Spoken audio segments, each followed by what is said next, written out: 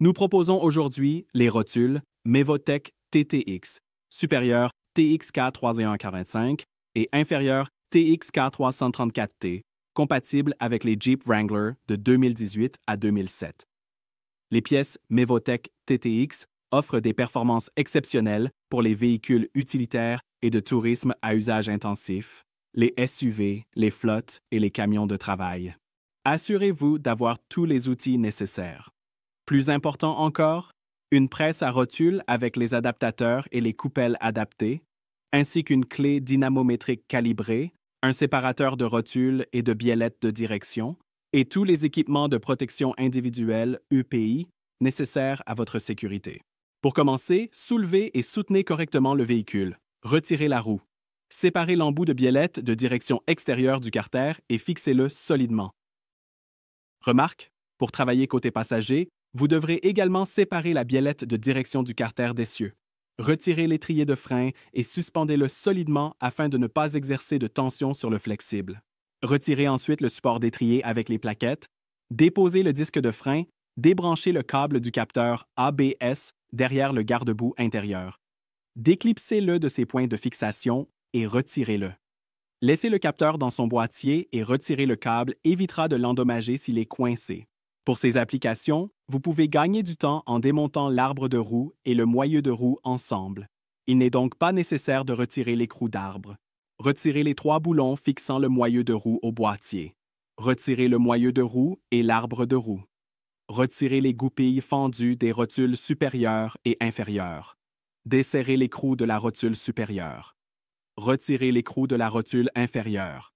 Séparez les rotules du boîtier. Retirez l'écrou de la rotule supérieure et retirez-le du boîtier d'essieu. Sélectionnez ensuite les coupelles et adaptateurs appropriés pour la rotule supérieure. Assemblez la presse à rotule et retirez la rotule supérieure. Assemblez l'outil de presse pour la rotule inférieure et extrayez-la. Utilisez de la toile émery et des disques de nettoyage pour éliminer la rouille et la corrosion des alaisages et des surfaces du boîtier d'essieu.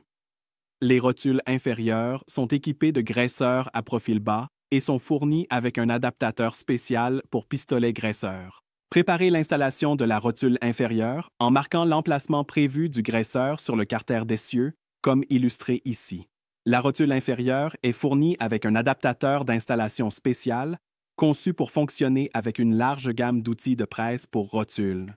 Positionnez la rotule de manière à ce que le graisseur soit aligné avec le repère sur le carter d'essieu. Installez la presse pour rotule et tournez la vis de pression pour installer la rotule dans le carter.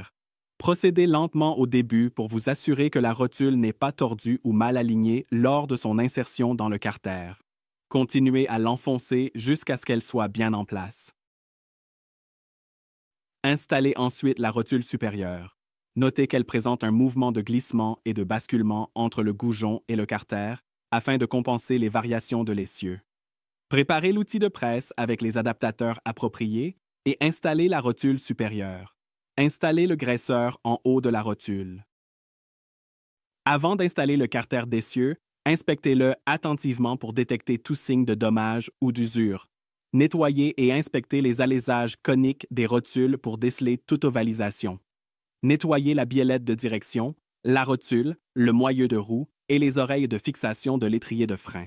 Appliquez une fine couche de graisse sur les oreilles de fixation des rotules afin de permettre au soufflet de rotule neuf de glisser contre cette surface. Faites glisser le carter d'essieu sur les goujons de rotule et installez les écrous crénelés de rotule à la main.